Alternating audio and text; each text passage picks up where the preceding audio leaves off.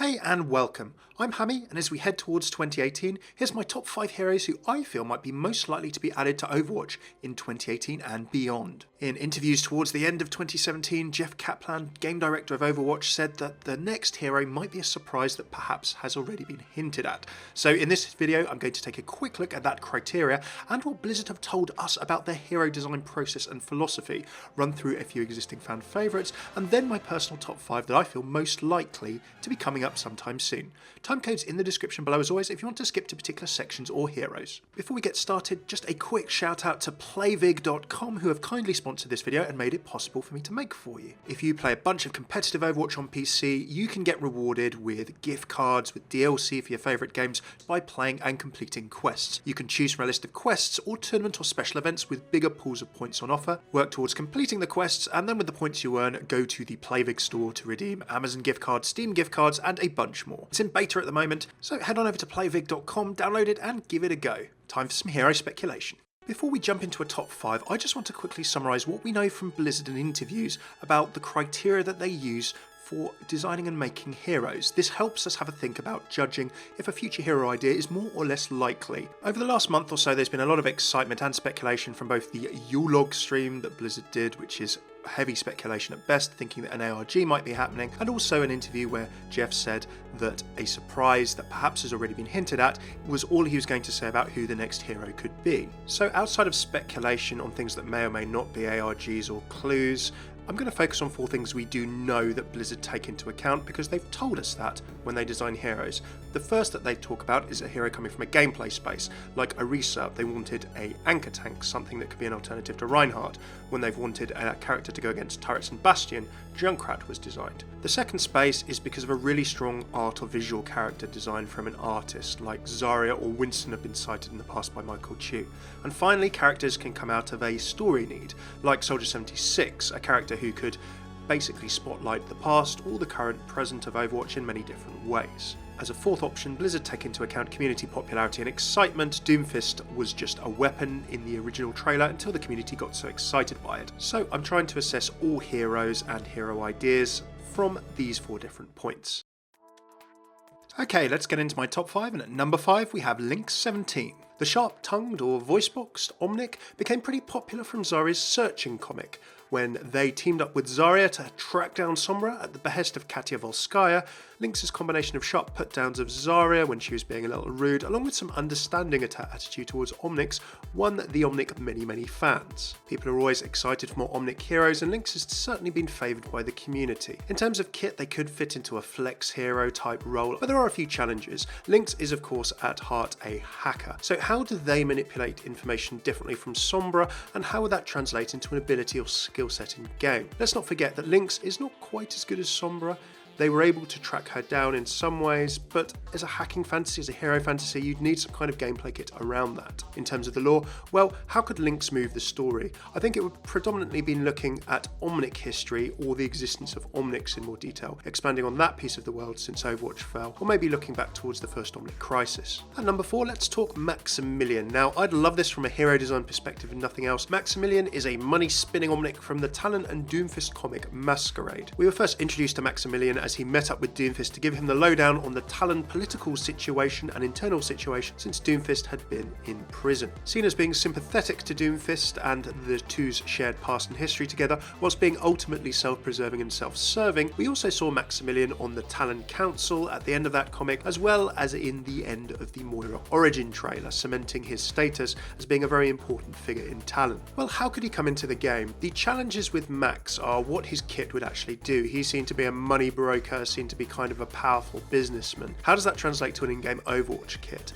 I don't see him getting his hands too dirty. He also strikes me as a bit of a manipulator, maybe a bit of a wheeler dealer in terms of a character. Now we kind of have these characters in 3 ways. We have Symmetra, who manipulates hard light. We have Moira, who manipulates biotic energy. Sombra, who manipulates information. So how would Max actually manipulate something in the game? There may be hope for Max as an evil Omnic hero of some description, has been on the wish list of the community for quite some time. And indeed, if you look at the criminal side of things, Ever since Project Titan and the early days of Overwatch's pitching, Blizzard have had an idea for kind of criminal heroes in some sense. Take a look at Mama Hong, an idea that I think will probably never come to light with an ability such as manslaughter, as was shown in the multi-hero pitch concept for Overwatch when Blizzard originally went to Activision way back before Overwatch was greenlit. Blizzard do like the idea of these sort of more criminal gang type characters. We have of course seen Hanzo and Genji to a degree with their Yakuza style crime family over in Japan, but it would be cool to see something of an Omnic variety of that, maybe some kind of gang boss, and Max perhaps could fit that character. His art and his design are very cool. I think they could certainly be based in some way for a hero, but as for his story, well, you'd need to use Max to show what Talon are doing really moving forward, or why the first Omnic crisis arose or perhaps Overwatch fell,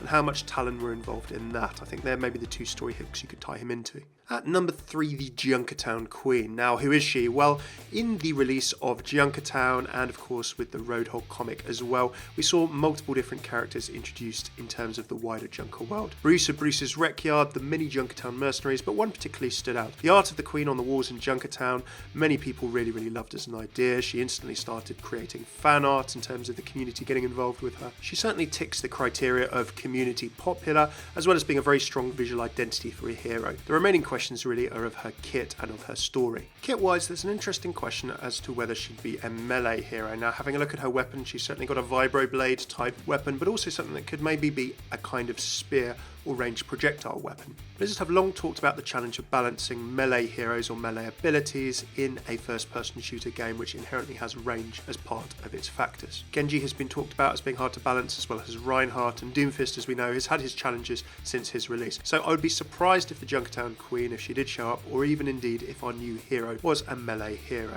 She certainly sounds more like an offensive hero to me, and we've had a fair few of those, as well as that being the most populated class in Overwatch right now. But she's very popular as an idea. She has her own voice actress, and Doomfist of course was just a gauntlet until the community reacted to Doomfist, so who knows, maybe we'll see the Junkertown Queen somewhere down the line. In terms of story, she's a bit more limited in terms of global storytelling, unless a second Omnic crisis somehow hits Australia once more, so we'll have to wait and see. At number 2 we have Sanjay. Now, Sanjay Korpal is a Vishkar Corporation senior official of some kind that is secretly working with Talon. We've seen Sanjay in Symmetra's comic A Better World, where he was part negotiating with the mayor of Rio to try and get Vishkar the contract for redeveloping the city. As Symmetra's handler, we saw Sanjay dispatching her on a mission to try and get dirt on Collado, the other architect vying for the contract, before we saw the results of the more extreme solution that he had planned. Since then, we've also seen Sanjay pop up in negotiations with Lumerico and Guillermo Portero, the CEO of that company,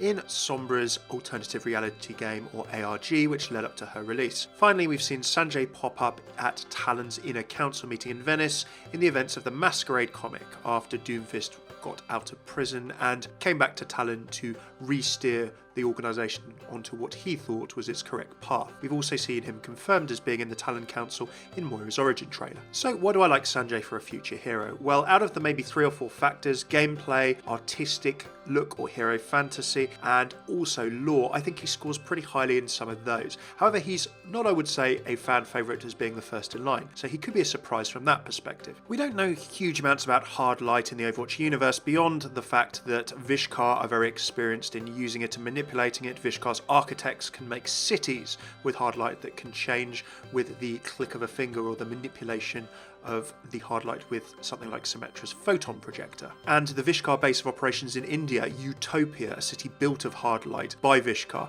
is also high on the list of certainly mine, and I know a lot of other people's in the community's desires for a future cool map idea. It was up there alongside things like the moon base or something on the moon like the Horizon Lunar Colony, as well as Junkertown for the Junkers. So if we don't see Sanjay, I'd be very surprised if we don't see Utopia as a new map in 2018. Now, hard light also lends itself to a whole suite of new abilities. We see several different uses of hard light in Symmetra's comic already, and people have wondered what a light bridge or maybe a light dome, it would have to be different to Winston's bubble in some kind of way, could do in terms of supportive abilities as well, and there have been lots of cool ideas in the community. Jeff in the Yule Log stream did mention kind of the ideas of supports tanks and flexible heroes, or kind of hybrid heroes in a way. I think that the application of hard light into different kinds of kit, you could take Sanjay and maybe use him as a zoning hero but in an offensive capacity, for example, as opposed to Symmetra's defensive zoning with her turrets. Finally, with the lore, there's a lot you can do with Sanjay. He has been very integrated into the story already. You'd need to use him to show what Vishka have been doing as an example of how